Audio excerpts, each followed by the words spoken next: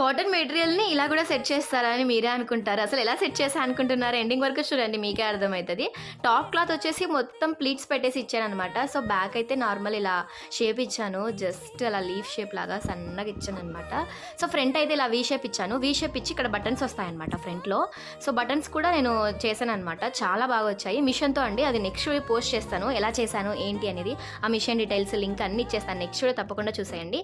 So, ఇలా ఫ్రంట్‌లో వస్తాయన్నమాట. సేమ్ క్లాత్‌తో చేపించాను. సో, ఈ ప్రిల్స్ అనేవి మైక్రో ప్లీట్స్ పెట్టాను. జస్ట్ ఇలా మనం పెట్టుకుంటూ కుట్టేసుకోవాలి. సో, ఇంకా పాయింట్ వచ్చేసి స్ట్రైట్ కట్ ఇచ్చేసాను అనమాట. ఎలాస్టిక్ ఇచ్చేసాను నడుం దగ్గర. సో, ఇలా మొత్తంగా సెట్ చేశానండి. చూడండి మీకే చూస్తే ఎంత బాగా టర్న్ అవుట్ అయిందో కదా. నాకైతే చాలా బాగా నచ్చింది. మీకు ఏమనిపించిందో తప్పకుండా కామెంట్ చేయండి. ఇదైతే ఆఫ్లైన్ తీసుకున్న క్లాత్ అయితే 1500 పడింది మెటీరియలే జస్ట్. బట్ క్వాలిటీ సూపర్ ఉంది అండ్ లుక్ కూడా చాలా బాగుంది. ఇక్కడ చూస్తే మీకే అర్థమవుతుంది. ఇంకా 5 మెటీరియల్స్ ఉన్నాయి. అవి కూడా కొంచెం యూనిక్గా ట్రై చేస్తున్నా. తప్పకుండా చూసేయండి అండ్ ఈ లిస్ట్ షేర్ చేసుకోండి. ఇది అవుతుంది అండ్ ఫాలో అవుతుంది.